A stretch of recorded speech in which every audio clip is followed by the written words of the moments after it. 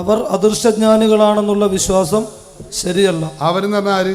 ഈ പ്രവാചകന്മാർ. അവർക്കൊന്നും അദൃശ്യം അറിയില്ലല്ലേ? അത് ഞാൻ ചോദിച്ചോട്ടെന്നാ കഴിഞ്ഞില്ലേ? അതെ, അതിന് മറുപടി പറയണം.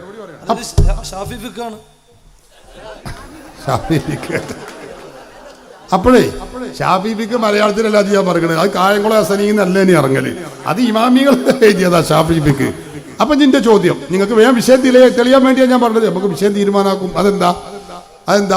അപ്പൊ അവർക്ക് അദൃശ്യം അറിയില്ല. ഒറ്റ കാര്യം, കൂടുതലൊന്നും പറയുന്നില്ല, വേഗം തിരിയാ ഒരു കാര്യം. ഈ മലക്ക് എന്ന് പറയുന്നത് ദൃശ്യാണോ അദൃശ്യാണോ? വേഗം പറഞ്ഞാണ്. അദൃശ്യം നമുക്കൊന്നും കാണാൻ കഴിയില്ല. അപ്പൊ ഇൽമിന്റെ മജ്‌ലിസിൽ മലക്കുകളുണ്ട്. ഖാല റസൂലുള്ളാഹി. നമ്മളാരും മലക്കുകൾ അവിടെ കാണുന്നില്ല. പള്ളികളിൽ മലക്കുകളുണ്ട്. ഖാല റസൂലുള്ളാഹി. വെള്ളിയാഴ്ച ഖുതുബ ഓതുമ്പോൾ മലക്കുകൾ നേരത്തെ തന്നെ വന്നിരിക്കും. വരുന്ന ആദ്യം വരുന്നവരുടെ ലിസ്റ്റ് ഇങ്ങനെ ലിസ്റ്റാക്കും. അങ്ങനെ ആദ്യം വരുന്നവർക്ക് ഒട്ടകം, പിന്നെ വരുന്നവർക്ക് പശു, പിന്നെ വരുന്നവർക്ക് ആട്, പിന്നെ വരുന്നവർക്ക് കോഴി, ഇങ്ങനെ കൂലി കുറഞ്ഞു വരും. വൈകും തോറുന്നൊക്കെ ഉണ്ട്. ഖുതുബ തുടങ്ങിയാലോ തവവും സുഹുഫവും മലക്കുകൾ അവരെ ഏടും പൂട്ടിയിട്ട് ഒരു ഖുതുബ കേൾക്കാനിരിക്കും എന്നും പറഞ്ഞിട്ടുണ്ട്. മലക്കുകൾ പള്ളിയിലുണ്ട്. നമ്മൾ ആരെങ്കിലും മലക്കുകളെ കണ്ടിട്ടുണ്ടോ? പോക്കാൻ പൂച്ചനെ കണ്ടിട്ടുണ്ടോ? അതല്ല ഞാൻ ചോദിക്കണം. മലക്കുകളെ കണ്ടിട്ടുണ്ടോ? മലക്കുകളെ കണ്ടിട്ടില്ല. അപ്പൊ മലക്കുണ്ട് എന്ന് ഉറപ്പാണ്, ഞമ്മക്ക് കാണാൻ കഴിയണില്ല. അമ്പിയാക്കന്മാരായ ആളുകൾ മലക്കിനെ കാണുന്നുണ്ടോ ഇല്ലേ? നമ്മൾ വൈക്കീൽ പറയും. അമ്പിയാക്കൾ കണ്ടിട്ടുണ്ട്, കാണുന്നുമുണ്ട് അല്ലേ? ശരി, മലക്കാണെങ്കിൽ അദൃശ്യമാണ്. മലക്കാണെങ്കിൽ എന്താണ്? അദൃശ്യാണ്. അപ്പൊ അദൃശ്യം അമ്പിയാക്കൾക്ക് അറിയുന്നു എല്ലാന്ന് പറയല്. അദൃശ്യം അമ്പിയാക്കൾക്ക് അറിയുന്ന നിങ്ങൾ സമ്മതിച്ചു, അത് കഴിഞ്ഞു. മനുഷ്യരൂപത്തിലല്ലേ വന്നത് പ്രവാചകന്മാരുടെ അടുത്ത്? അല്ലല്ല, ഒക്കെ മനുഷ്യരെ കൊലത്ത. ഇബ്രാഹിം നബിയുടെ അടുത്ത് മനുഷ്യരൂപത്തിൽ വന്നിട്ടുണ്ട്. അങ്ങനെ കുറെ വന്നിട്ടുണ്ട്. അതിനെപ്പറ്റി ഇവിടെ വർത്താനമില്ല. അതിപ്പോ ഓല് മാത്രമല്ല, നമ്മളും കാണും. അതിന് അമ്പിയാ വരിക്കോളൊന്നുമില്ല. മനുഷ്യന്റെ കോലത്തിൽ വന്നാൽ ഞാനും കാണും, നിങ്ങളും കാണും. നമ്മളെ ചർച്ച അതല്ല.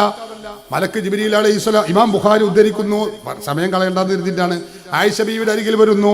ആയിഷ ബീവിയോട് റസൂൽ പറയുന്നു, ആയിഷ ഹാദാ ജിബ്രീൽ, ഇത് ജിബ്രീലാണ്. യഖറഉ അലൈക്കി സലാം, നിനക്കിതാ ജിബ്രീൽ സലാം പറയുന്നു. ആയിഷ ബീവി ഇങ്ങനെ നോക്കുക, എവിടെ ജിബ്രീലിനെ കാണാനില്ല. അപ്പൊ എന്താ ആയിഷ ബീവി കാണുന്നില്ല? മനുഷ്യനല്ല എന്നർത്ഥം. ജിബ്രീൽ മലക്കായിട്ട് വരുന്നു. റസൂലുള്ള കാണുന്നു, സലാം പറയുന്നു. ജിബ്രീൽ അലൈഹിസ്സലാം അല്ല, ആയിഷ ബീവി ജിബ്രീലിന് സലാം മടക്കുന്നു അലൈഹിസ്സലാം. അപ്പൊ മലക്ക് മനുഷ്യന്റെ കോലത്തിലല്ലാതെ വരുന്നു. 100 സ്ഥലങ്ങളിൽ വന്നിട്ടുണ്ടല്ലോ. ഉണ്ട്. അതിന്റെ പ്രവാചകന്മാർ കാണുന്നില്ലേ? കാണുന്നുണ്ട്. മലക്കാണെങ്കിൽ അദൃശ്യമല്ലേ? അദൃശ്യമാണ്. അപ്പൊ പ്രവാചകന്മാർ അദൃശ്യം അറിഞ്ഞില്ലേ? അറിഞ്ഞിട്ടുണ്ട്. അദൃശ്യം എന്നറിയുമ്പോൾ എന്തോ ഒരു സാധനം തപ്പിയൊക്കെ എന്താ ഇവിടെ ഏതെങ്കിലും ഒരു നബിക്ക് അങ്ങനെ അനുഭവപ്പെട്ടോ? എന്തോ ഒരു തപ്പ് സാധനം ഇവിടെ വന്നിട്ട് എന്താന്ന് എനിക്ക് പിടുത്തം കിട്ടണില്ല. പടച്ചോനെ തമ്പുരാണ്, എന്താ ഒരു സാധനം തപ്പട അങ്ങനെ വന്നിട്ടുണ്ട്, എന്താപ്പത്? അങ്ങനെ ഒരു നബി പറഞ്ഞിട്ടില്ല. ആ വന്ന മലക്കിനെ വഅലൈക്കുമുസ്സലാം വഹയോണ്ട് വന്നതാ. വഴി ഉൾക്കൊള്ളുന്നു, കാണുന്നു, കേൾക്കുന്നു, പറയുന്നു, ഉൾക്കൊള്ളുന്നു. നമുക്ക് കഴിഞ്ഞിട്ടുണ്ടോ? കഴിഞ്ഞില്ല. എന്തേ? നമ്മൾ സാധാരണക്കാരാണ്. നബിമാരോ അസാധാരണക്കാരാണ്. അവർക്ക് അദൃശ്യമറിയും, അസാധാരണമറിയും, ഗൈബറിയും. ഇത് മാത്രം പോലെ തെളിവ്. വേറെയുള്ള തെളിവുകൾ 100 പറയാനുണ്ട്. ഒറ്റൊന്ന് മാത്രം മതി. ഈ മുജാഹിദുകൾ, ജമാഅത്ത്, തബ്ലീഗ് പറയുന്ന വാദം പൊള്ളയായ വാദമാണ് എന്ന് തെളിയിക്കാം. വേറൊരാൾ കൂടി ചോദിക്കാൻ വന്നിട്ടുണ്ട്. ആൾ കൂടി മൈക്ക് കൊടുക്കണം എന്ന് പറഞ്ഞിട്ടുണ്ട്. കൊടുക്കും. ലാ യഅലമുൽ ഗൈബ ഇല്ലല്ലാഹ് എന്ന് പറഞ്ഞാൽ അതിന്റെ അർത്ഥം എന്താണ്? ലാ യഅലമുൽ ഗൈബ, ഗൈബിനെ അദൃശ്യ ജ്ഞാനത്തെ അറിയൂല. ഇല്ലല്ലാഹ്, അല്ലാഹു അല്ലാതെ അറിയില്ല എന്ന് പറഞ്ഞാൽ സ്വതന്ത്രമായും നിരുപാധികമായും അല്ലാഹു അല്ലാതെ അറിയില്ല.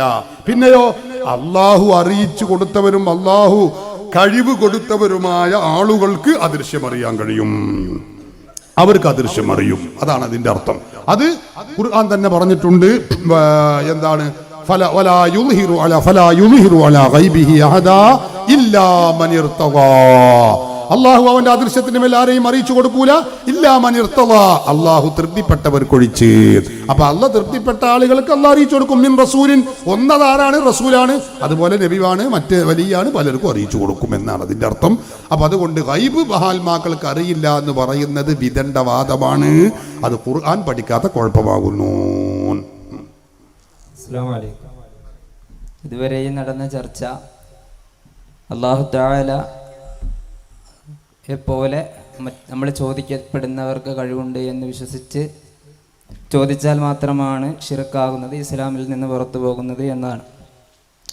എന്നാൽ അൽ-ഇഅ്ലാം ബി ഖവാത്തിഉൽ ഇസ്ലാം എന്ന ഗ്രന്ഥത്തിൽ ഇബ്നു ഹജറുൽ ഹൈതമി റളിയല്ലാഹു അൻഹു, സുന്നികൾ പ്രത്യേകിച്ച് ഷാഫികൾ കൂടുതലായി അംഗീകരിക്കുന്ന പണ്ഡിതൻ, അദ്ദേഹം പറയുന്നു, ജഅല ബൈനഹു വബൈനല്ലാഹി വസായിത്ത, അള്ളാഹുവിൻ്റെയും സൃഷ്ടികളുടെയും ഇടയിലുള്ള വസീലയാക്കൽ, മധ്യവർത്തിയാക്കൽ, അത് ഇസ്ലാമിൽ നിന്ന് പുറത്തു പോകുന്ന കാര്യമായി അദ്ദേഹം എണ്ണുന്നു. അതിൻ്റെ വിശദീകരണത്തിൽ ഇമാം ഖുർദി തൻ്റെ ഫത്താവൽ ഖുർദിയിലും ഫത്താവൽ ഖുർദിയുടെ നക്കലായി ബിഗയയിലും പറയുന്നു, അങ്ങനെ അള്ളാഹുവിനെ പോലെ കഴിവുണ്ട് എന്ന് വിശ്വസിച്ചാലാണ് ശിർക്കാകൽ, ഇസ്ലാമിൽ നിന്ന് പുറത്തു പോകൽ. എന്നാൽ അങ്ങനെ വിശ്വസിച്ചിട്ടില്ല, അള്ളാഹ് കൊടുക്കുന്ന കഴിവുകൊണ്ട് തന്നെയാണ് സഹായിക്കുന്നത്, അഥവാ അള്ളാഹുവിന് മാത്രമേ യഥാർത്ഥത്തിൽ ഖുവ്വത്തുള്ള കഴിവുള്ളൂ എന്ന് വിശ്വസിച്ചാൽ പോലും അത് കബീഹായ പ്രവർത്തനമാണ് എന്ന് പറയുന്നുണ്ട്. അപ്പോൾ അങ്ങനെ വിശ്വസിച്ചിട്ടില്ലെങ്കിൽ പോലും പണി ചെയ്യാതിരിക്കലാണ് വേണ്ടത് എന്നല്ലേ കബീഹായ പ്രവർത്തനമാണ് എന്നതിൽ നിന്നും ഷാഫിഈ പണ്ഡിതൻ തന്നെ പറയുന്നത്.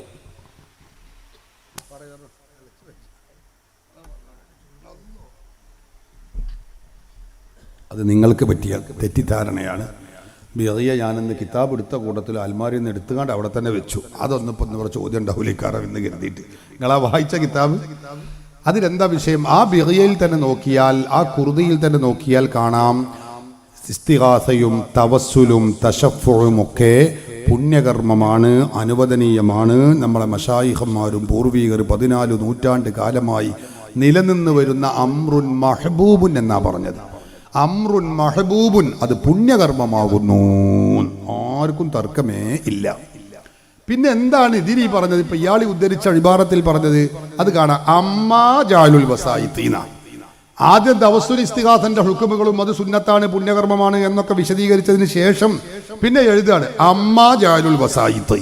എന്നാ പിന്നെ ഒരു ജാലുൽ വസായിത്ത് എന്ന് പറയുന്ന ഒരു സംഗതി ഉണ്ട്, അതോ അതിന്റെ സംഗതി എന്താണ് എന്ന് പറഞ്ഞിട്ടാണ്. അപ്പൊ അമ്മാ ജാലുൽ വസായിത്ത് എന്ന് പറഞ്ഞാൽ തന്നെ തിരിഞ്ഞു, അത് ആദ്യം പറഞ്ഞ തവസ്സുലും ഇസ്തിഗാസനും പറ്റിയല്ല, അത് വേറെന്തോ ഒന്നാണ്. അതെന്താ സംഗതി? ആളുകളിൽ ചില ആളുകൾ ചെയ്യാറുള്ള ഒരു പണിയുണ്ട്. ഏതെന്താ? ഈ ശൈത്താൻ സേവ എന്ന് പറയുന്ന ഒരു പരിപാടിയുണ്ട്. ഇവിടെ കണ്ടോ എനിക്കറിയില്ല, ഇവിടെ ഈ കൂടുതൽ ഉണ്ടാകാൻ തോന്നുന്നത്. പിന്നെ അതായത് ഈ ചേക്കുട്ടി പാപ്പ, അതുപോലെ തന്നെ മറ്റേ ഞങ്ങളെ നാട്ടിലൊക്കെ അങ്ങനെയൊക്കെ പറയും. കണ്ടോ, ഇത് നമ്മൾ മനസ്സിലാക്കണം. ഞാൻ ബിഗിയാണ് ആദ്യം വായിക്കുന്നത്. ബിഗിന്റെ ആദ്യത്തെ തവസ്സുലും ഇസ്തിഗാസയും അനുവദനീയമാണ് എന്നുള്ള ഇബാറത്ത് ഞാൻ വായിക്കാം. അത്തവസ്സുലു ബിൽ അംബിയാഇ വൽ ഔലിയാഇ ഫി ഹയാതിഹിം വബഅദ വഫാതിഹിം മുബാഹുൻ ശർഅൻ. തവസ്സുൽ എന്നത് അംബിയാക്കൾ ഔലിയാക്കളെ കൊണ്ട് തവസ്സുൽ ചെയ്യൽ ഫി ഹയാതിഹിം, അവരുടെ ജീവിതകാലത്ത്, വബഅദ വഫാതിഹിം, വഫാത്തിന് ശേഷവും, അത് ശർഅൻ നിലക്ക് അനുവദനീയമാണ്. മുബാഹുൻ ശിർക്കല്ല, അനുവദനീയം തന്നെയാണ്. കമാ വറദത്ത് ബിഹി സുന്നത്തു സ്വഹിയ, സ്വഹിയായ സുന്നത്തിൽ അങ്ങനെ വന്നിട്ടുണ്ട്. അതിന് നേരത്തെ പറഞ്ഞ തെളിവ് ഹദീസ് ആദം അലൈഹിസ്സലാം, ആദം നബിയുടെ തവസ്സുല്, അതുപോലെ നേരത്തെ കണ്ണിന് കാണാത്ത കാഴ്ച ഇല്ലാത്ത സ്വഹാബി ഒന്ന് തവസ്സുൽ ചെയ്തത്, ഹദീസ് ശരീ, അങ്ങനെ വല്ലദീ തലഖൈനാഹു അൻ മശായിഖിനാ, നമ്മുടെ ഉസ്താദുമാരും ഷെയ്ഖുമാരിൽ നിന്ന് നമ്മൾ എത്തിച്ച ബസലയും അങ്ങനെ തന്നെയാണ് വിഷയവും. വഹുമൻ മശായിഹിം, അവരവരുടെ ഉസ്താദുമാരിൽ നിന്ന്, വഹലും മജറ, അങ്ങനെ പോകട്ടെ. അന്നദാലിക ജായിസുൻ സാബിതുൻ, അത് അനുവദനീയമാണ്, അത് സ്ഥിരപ്പെട്ടതാണ്. ഫി അഖ്താരിൽ ബിലാദി, ലോകത്തിന്റെ എല്ലാ ഭാഗത്തും അനുവദനീയമായ കാര്യം തന്നെയാണ്. വഹുമുൻ ആഖിലൂന ലനാ ശരീഅ, അവരാണല്ലോ പൂർവികരായ ഉസ്താദുമാരും മശായിഖുമാരും, അവരാണല്ലോ നമുക്ക് ശരീഅത്ത് എത്തിച്ചു തന്നിട്ടുള്ളവർ, അവരൊക്കെ ഇത് അനുവദനീയമാണെന്ന് പ്രഖ്യാപിച്ച സംഗതിയാകുന്നു എന്ന് പറഞ്ഞിട്ട് അത് കുറേ വിശദീകരിച്ച അതിന് തെളിവുകളും ന്യായങ്ങളും വിഷയങ്ങളും ഒക്കെ പറഞ്ഞതിന് ശേഷം അദ്ദേഹം അതിനെപ്പറ്റി ഇങ്ങനെ പറഞ്ഞിട്ട് അവസാനം പറയാണ്, എന്നാൽ പിന്നെ ജാലുൽ വസായിത്തി. കണ്ടോ, ഇതൊക്കെ ഇതിന് ഒരുപാട് അമ്മത്തവസ്സുല് കണ്ടോ, അമ്മത്തവസ്സുലു ബിൽ അംബിയാഇ വസ്വാലിഹീന ഫഹുവ അംറുൻ മഹബൂബുൻ, അത് വളരെ പുണ്യകരമായ കാര്യമാണ്.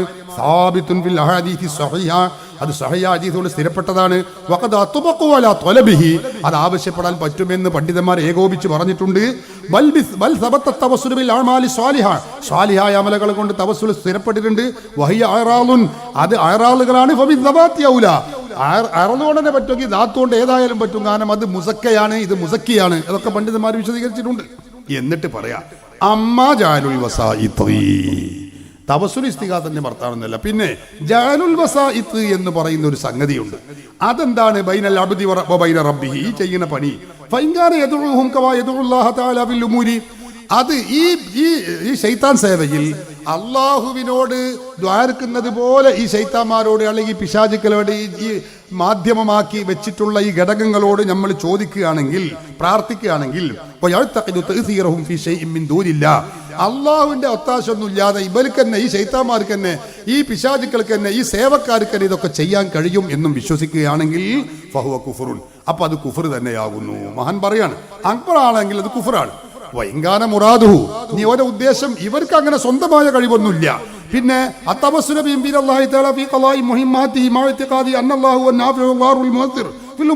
കാര്യങ്ങളൊക്കെ ചെയ്യുന്നവൻ അള്ളാഹു തന്നെയാണ്. എന്നാലും ഈ ശൈത്താന്മാരെ, ഈ സേവക്കാരായ ആൾക്കാരെ ഇടയാളമാക്കിയ കാര്യമുണ്ട് എന്നാണോ? ഫല്ലാഹിറു അദമു കുഫ്രിഹി, എന്നാൽ അത് കാഫിറാണ് എന്നതിനെ പറ്റി പറഞ്ഞൂടാ. വൈങ്കാന ഫിഉലുഹു ഖബീഹൻ, ആ ചെയ്യണ പണി അത്ര ഗുണമുള്ള പണിയല്ല. കാരണം ശൈത്താൻ സേവയുള്ളത്, ചേക്കുട്ടി ബാബന്റെ സേവയുള്ളോ, അത് ചെയ്യാൻ പാടില്ല. അതാണ് വിഷയം. തവസ്സുലും ഇസ്തിഗാസും ചെയ്യാൻ പറ്റുമോ പറ്റൂലേ എന്നുള്ള വർത്താനം ഇവിടെ പറഞ്ഞിട്ടേ ഇല്ല. അത് നേരത്തെ പണ്ഡിതൻ പറഞ്ഞു, അത് അനുവദനീയമാണ്. അംറുൻ മഹബൂബുൻ, അത് പുണ്യകർമ്മമാകുന്നു, പുണ്യകരമായ പ്രവൃത്തിയാകുന്നു. ഒരു കുഴപ്പമില്ല, നമ്മളെ പൂർവികരായ ആളുകളൊക്കെ ചെയ്തു വന്ന കാര്യവുമാകുന്നു. അപ്പൊ ഇവിടെ പറയുന്ന കാര്യം ഏതോ അത് നമ്മുടെ തവസ്സുലും ഇസ്തിഗാസയുമല്ല. തവസ്സുലും ഇസ്തിഗാസയും ഏതോ അത് ജഅലുൽ വസായിത്ത് എന്ന് പറഞ്ഞതിൽ പെട്ടതും അല്ല. ഇതാണ് അതിന്റെ മറുപടി. മുജാഹിദ് പ്രസ്ഥാനം, സലഫി പ്രസ്ഥാനമെന്നോ ഇസ്ലാഹി പ്രസ്ഥാനമെന്നോ അല്ലെങ്കിൽ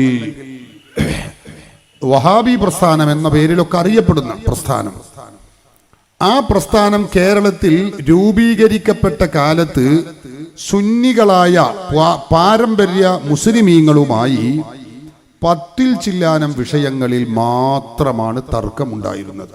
എത്ര വിഷയം? 10 വിഷയം, അല്ലെങ്കിൽ 10, 11, 10 ചില്ലാനം വിഷയം മാത്രമാണ് സുന്നികളും അവരും മുജാഹിദുകളും തമ്മിൽ തർക്കമുണ്ടായിരുന്നത്. ഇന്ന് മുജാഹിദ് പ്രസ്ഥാനം പാരമ്പര്യ മുസ്ലിമീങ്ങൾ ആചരിച്ചു വരുന്ന ആശയങ്ങളെയും ആചാരങ്ങളെയും പലതിനെയും വെട്ടിമുറിച്ച് കഷ്ണങ്ങളാക്കി കുഴിച്ചു മൂടിക്കൊണ്ടിരിക്കുന്ന ദുരന്തപൂർണമായ അവസ്ഥയാണ് നമ്മൾ കാണുന്നത്. അതുകൊണ്ട് തന്നെ ഇന്ന് കേരളത്തിലെ മുജാഹിദുകളും അഹ്ലു സുന്നത്തി വൽ ജമാഅത്തും തമ്മിൽ 10 ചില്ലാനം വിഷയങ്ങളിൽ തർക്കമുണ്ടായിരുന്ന മുജാഹിദുകൾ ഇപ്പോൾ 300 ചില്ലാനം വിഷയങ്ങളിൽ പാരമ്പര്യ മുസ്ലിമീങ്ങളുമായി തർക്കിച്ചു കൊണ്ടിരിക്കുന്നു എന്നത് നമ്മൾ മനസ്സിലാക്കണം. അപ്പോൾ ഓരോ ദിവസവും പൂർവിക മുസ്ലിമീങ്ങൾ പഠിപ്പിച്ച ആശയങ്ങളെ കുഴിച്ചു മൂടുകയും വെട്ടിമാറ്റുകയും ചെയ്യുന്ന ഒരു ദുരന്തമാണ് നമ്മൾ കണ്ടുകൊണ്ടിരിക്കുന്നത്. നമ്മളിപ്പോൾ എല്ലാവരും വിശുദ്ധ റബീഉൽ അവ്വൽ മാസത്തെ സമുചിതമായി ആഘോഷിക്കുകയുണ്ടായി. വർത്തമാനകാലത്ത് അല്ലെങ്കിൽ ഈ സന്ദർഭത്തിൽ നമ്മുടെ മുമ്പിലുള്ളത് മൗലിദാഘോഷമാണ്. ബിദഈകളായ ആളുകൾ എല്ലായിടത്തും പോസ്റ്റർ ഒട്ടിക്കുകയാണ്. എന്താ? മൗലിദാഘോഷം അനിസ്ലാമികം, അനാചാരം, അത് ഇസ്ലാമികമല്ല, അത് ചെയ്യുന്നവർ നരകത്തിലേക്ക് പോകും എന്ന് പറഞ്ഞ് പോസ്റ്റർ ഒട്ടിക്കുക. പ്രിയപ്പെട്ടവരെ, അത് അനിസ്ലാമികമാണ് എന്ന പ്രചാരണവുമായി അവർ രംഗത്തിറങ്ങി പ്രവർത്തിച്ചു കൊണ്ടിരിക്കുകയാണ്. എന്താണ് ഇതിന്റെ അടിസ്ഥാനപരമായ കാരണം എന്ന കാര്യം നമ്മൾ മനസ്സിലാക്കണം. എന്തുകൊണ്ടാണ് ഹബീബായ റസൂലുള്ളാഹി സ്വല്ലല്ലാഹു അലൈഹി വസല്ലമ തങ്ങളുടെ മൗലിദാഘോഷം നടത്താൻ പാടില്ലെന്നും അത് അനാചാരമാണെന്നും ഇവർ പ്രഖ്യാപിക്കാനും പ്രചരിപ്പിക്കാനുമുള്ള കാരണം എന്ന് നമ്മൾ ചിന്തിക്കണം, പഠിക്കണം. പഠിച്ചപ്പോ നമുക്കൊരു കാര്യം മനസ്സിലാക്കി. അതെന്താണ്?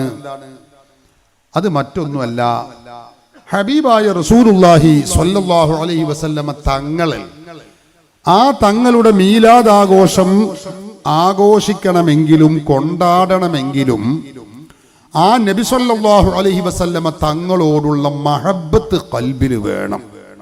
മഹബ്ബത്ത്, അമിതമായ സ്നേഹം വേണം. ആ സ്നേഹം ഇല്ലാത്തവർക്ക് റസൂലുള്ളാഹി സ്വല്ലല്ലാഹു അലൈഹി വസല്ലമ തങ്ങളുടെ മൗലിദാഘോഷം കൊണ്ടാടാൻ സാധ്യമല്ല. റസൂലുള്ളാഹിയോട് മഹബ്ബത്ത് ഉണ്ടാവണമെങ്കിൽ എന്തായിരിക്കണം? ആ റസൂലിനെ കുറിച്ചുള്ള വിശ്വാസം ക്ലിയർ ആയിരിക്കണം.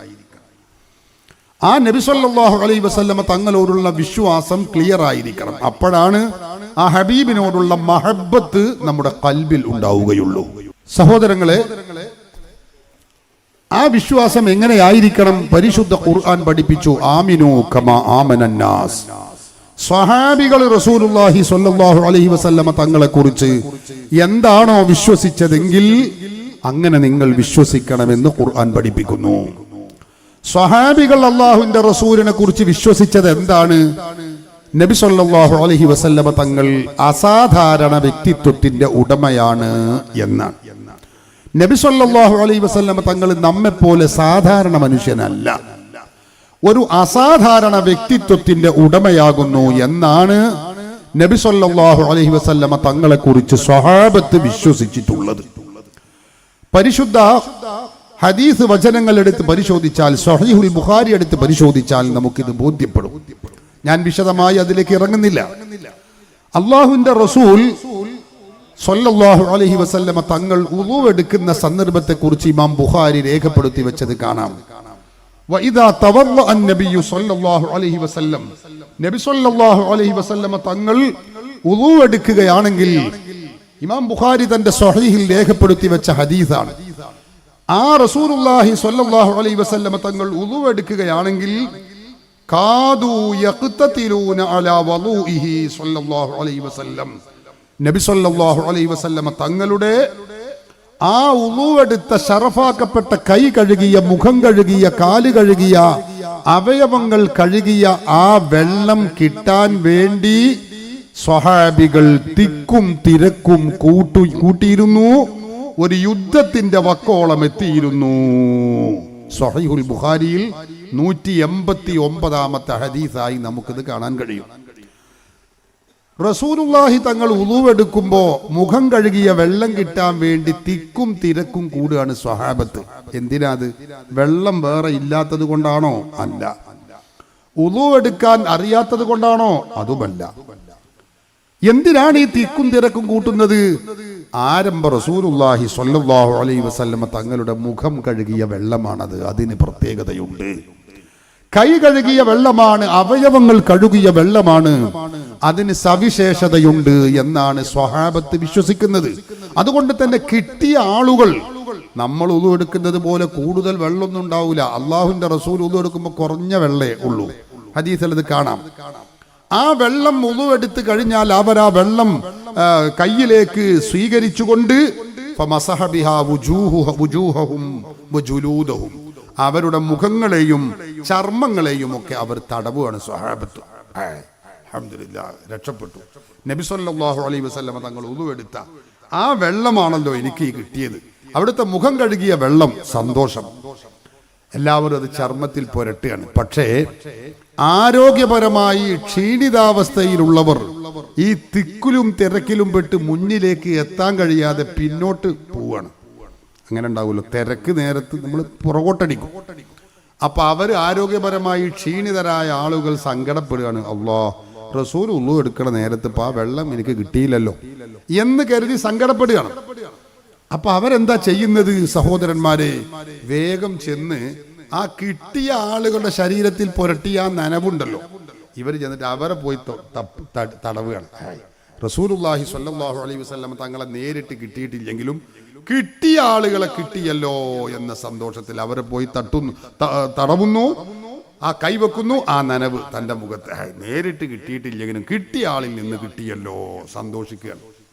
ഹദീസ് ഗ്രന്ഥങ്ങൾ ഇത് രേഖപ്പെടുത്തി വെക്കുന്നു. എന്താണ് ഇത് നമ്മെ പഠിപ്പിക്കുന്നത്? നബി സല്ലല്ലാഹു അലൈഹി വസല്ലമ തങ്ങളെ കുറിച്ച് അവിടുത്തെ സ്വഹാബത്തിന്റെ വിശ്വാസം അങ്ങനെയാണ്.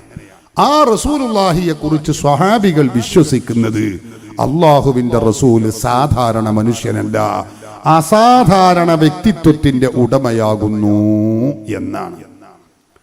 ഇതാണ് മുസ്ലിമീങ്ങളെ വിശ്വാസം, ഇതാണ് സ്വഹാബത്തിന്റെ വിശ്വാസം. ആമിനു കമാ ആമനന്നാസ്, സ്വഹാബികൾ വിശ്വസിച്ചതുപോലെ നിങ്ങൾ വിശ്വസിക്കണം. മുസ്ലിമീങ്ങളായ നമ്മളെല്ലാവരും ആ വിശ്വാസക്കാരാണ്. എന്നാൽ ആ വിശ്വാസം മനസ്സിൽ വെച്ച് പുലർത്തിയ മുസ്ലിമീങ്ങളായ നമുക്ക് ആ ഹബീബ് അസാധാരണ വ്യക്തിത്വത്തിന്റെ വ്യക്തിത്വമായ ആരംഭ റസൂലുള്ളാഹി സ്വല്ലല്ലാഹു അലൈഹി വസല്ലമ തങ്ങളുടെ ജന്മം വരുമ്പോൾ അവിടുത്തെ ജന്മത്തിൽ സന്തോഷം പ്രകടിപ്പിച്ചുകൊണ്ട്, നന്ദി പ്രകടിപ്പിച്ചുകൊണ്ട് നമുക്ക് ആഘോഷിക്കാതിരിക്കാൻ കഴിയുന്നില്ല. വിശ്വാസികളുടെ മനതാരിൽ നിന്ന്, ഹൃദയത്തിൽ നിന്ന് ആ സന്തോഷം ഇങ്ങോട്ട് പ്രകടമായി പുറത്തേക്ക് ഒഴുകുകയാണ്. സ്വഹാബികളുടെ വിശ്വാസം ഇതാണെങ്കിൽ ഇതിൽ നിന്ന് വിഘടിച്ച വിശ്വാസമാണ് ബിദഈകൾക്കുള്ളത്.